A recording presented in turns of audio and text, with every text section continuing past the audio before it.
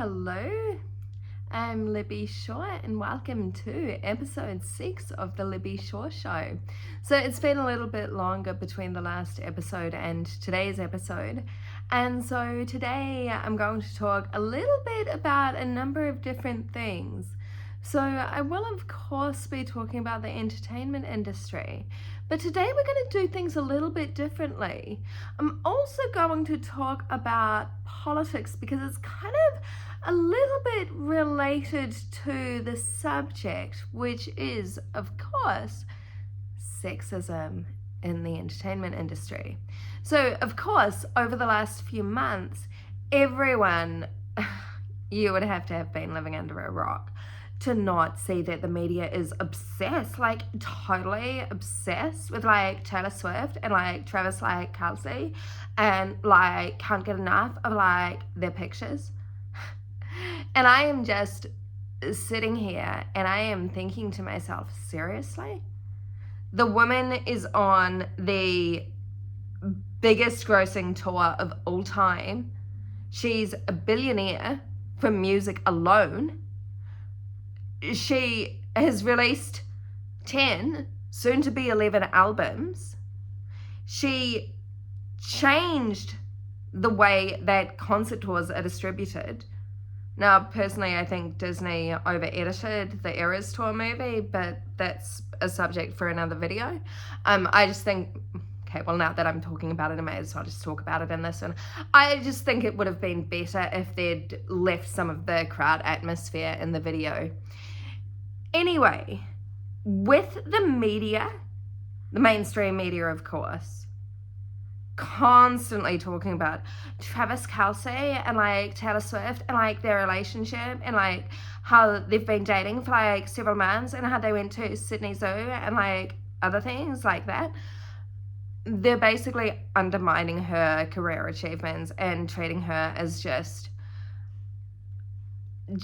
a, I guess a sex symbol, and they're just treating her as though they're undermining her achievements and saying, oh, but that doesn't matter. All that matters is your relationship. Like, seriously, like during the original 1989 era, you know, back in 2014. So we're talking 10 years ago. We're talking 10 years ago. 10 years ago. She said, you know, it's wrong that women aren't treated as intellectual beings. And she basically protested against everyone, you know, reducing her to just her relationship. And 10 years later, and the mainstream media is doing it again, reducing her to her relationship, to her body, to, you know, like we're talking, you know, photos of her in her bikini. What purpose does it actually serve? Like, her audience, predominantly girls and women or gay guys. Like, why are we doing this? Why are we still having this conversation? I thought we'd left this conversation behind, but I guess we haven't. I guess we're still stuck in that phase where women are still objectified and still treated as though we don't have anything to contribute other than our looks and like, you know, our looks, and that we're just like these ditzy people without any brains, and that's wrong. That is so wrong. I mean, did people not learn anything from the Barbie movie, which was about this? I mean, the fact that it didn't even get, you know, didn't win any Oscars. Kind of says that we haven't learned. We haven't learned at all. And the fact that Ryan Gosling was nominated, he didn't win, says we haven't learned. We haven't learned a thing. We're still treating women as though we don't have anything intellectual to contribute.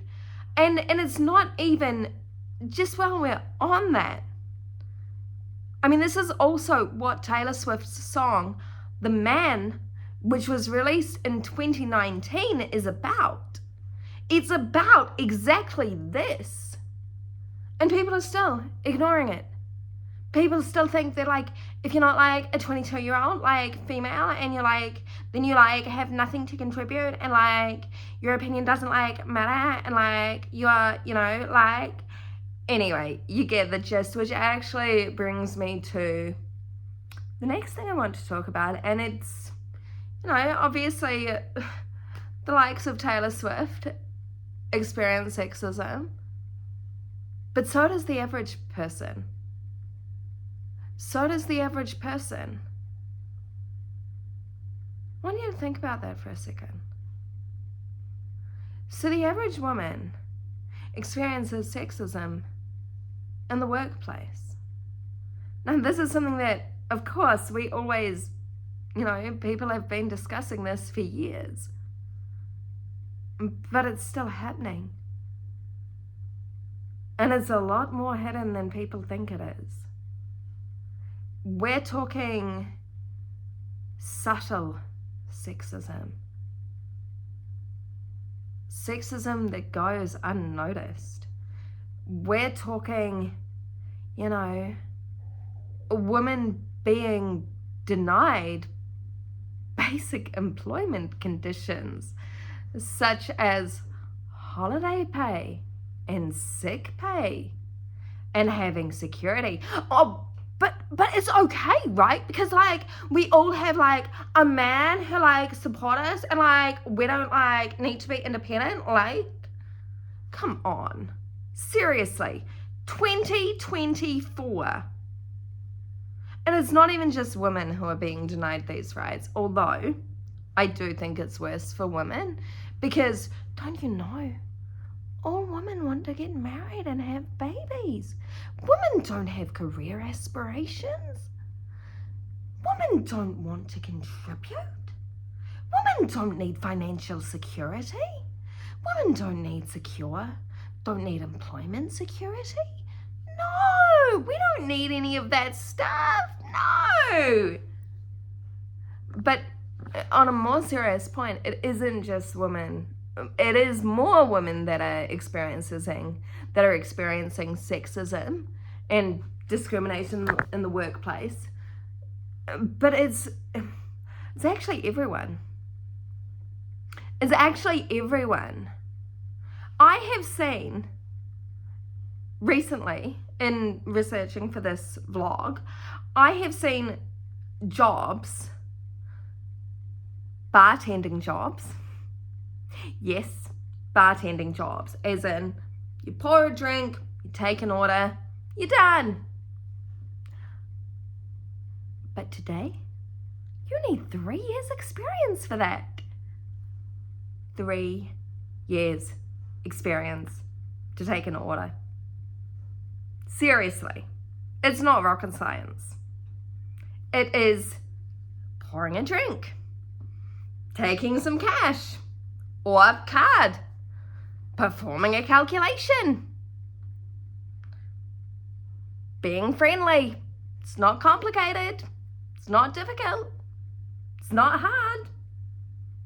It's not hard. It's very, very, very, very simple.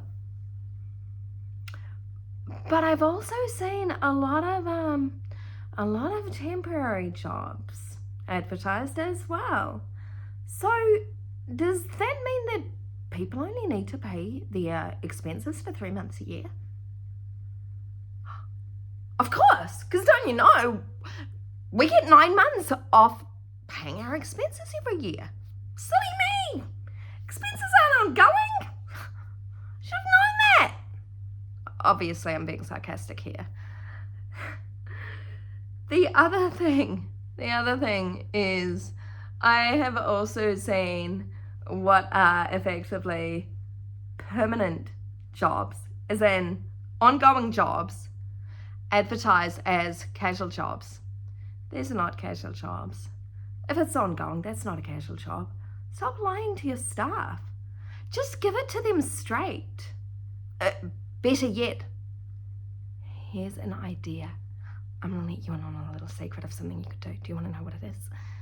Do you want to know what it is? Give them their basic entitlements. That means holiday pay, and that means sick pay. That means you treat them fairly. You don't expect them to, because that's another thing, right? Like, because I was thinking about this in my research for this blog. How can an employee actually perform their best if they're constantly wondering if they're going to have a job tomorrow, if they're, constantly wondering if they're going to have job security? How are they actually supposed to do their best? How are they supposed to do their best if they're not paid fairly and if they're not treated fairly in the workplace? That doesn't just mean, giving your staff pizza. Okay, firstly, pizza is not an incentive. If anything, that is a punishment because pizza is unhealthy. That's another vlog. Secondly, if you want to retain staff, if you want to keep staff for a long time, you need to give them a reason to stay. That would be paying them what they're worth, paying them enough so that they can actually live, giving them their basic entitlements like holiday and sick pay so they don't need to go to work sick, so they don't need to go several years without taking a holiday. What is the actual point in having employment law in Australia if employees don't have these basic conditions? That's another thing. If you have a freelancer, for example, come in and work every day or the same amounts on a regular basis, that's not freelance. That's permanent work. That's permanent work that you're labeling as something else so that you can exploit them. And honestly, this exploitation of workers and of women, including Taylor Swift, it needs to stop. It needs to stop.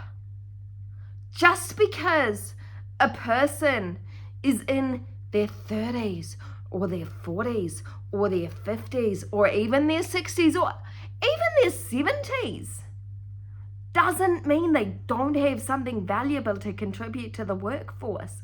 And that's another thing that I've seen in job advertisements. I have actually seen in job advertisements, and this is a direct quote, willing to do more than what's required. Okay, you want them to do more than what's required? How about you pay them extra for doing that rather than expecting it for free? Because that's what that job ad is saying.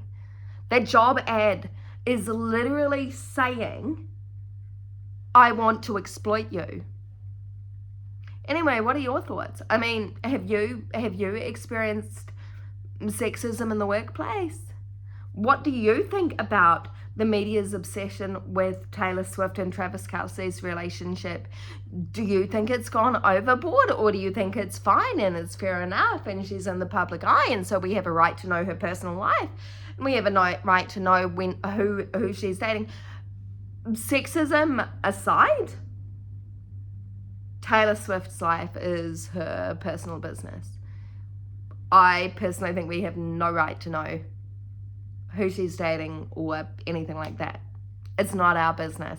If she got pregnant in the middle of a tour and couldn't tour, that's our business. If she had a heart attack and couldn't tour, that's our business. But if she's just dating someone, that's not our business. It's not our business. Anyway, thanks for tuning in. I'll see you next time. Bye.